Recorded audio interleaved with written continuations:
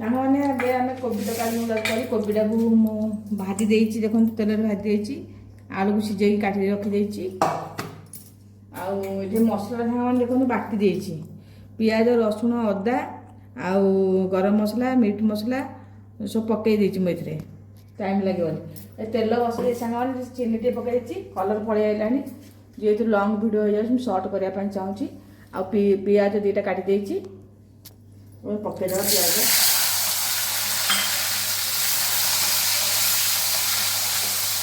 सामान दुईटा टमाटो मु काटी छोट छोट टमाटो दुईटा देसी टमाटो आइलानी खटा हो छोट छोट टमाटो दुईटा मुझे तरकारीटा कर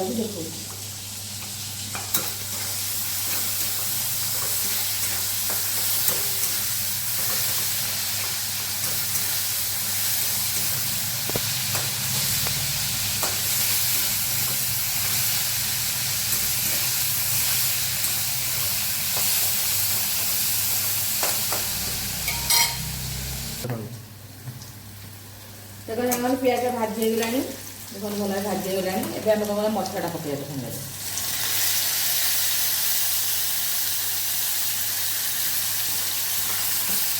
5-10 मिनट कषिया देवा सामने टमाटर पकईदेव कषे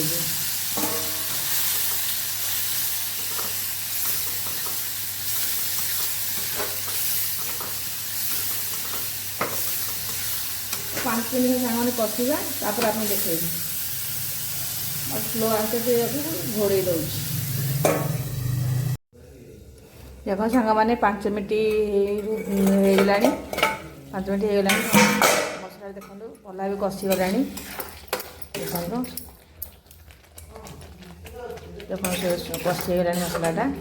एवं कौन कोबीटा पकईवा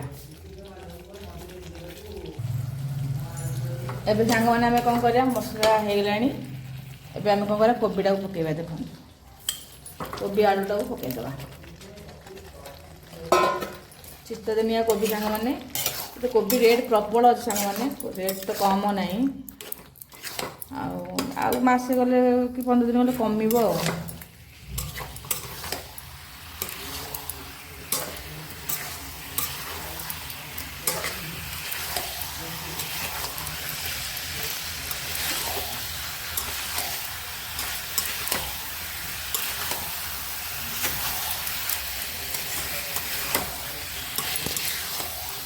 सांग मैंने देखुं कई कमेंट करना लाइक करना सांग मैंने आप देखुं लाइक कमेंट करना सांग मैंने आप भल लगे निश्चिंत लाइक करेंगे कि कमेंट करेंगे आम देख सांग मैंने कोबीटा तो अलरेडी कषि होगा आम कौन कर पानी की खाईदेवा जी आवश्यक रुटी खिया हम ना ये पानी दरकार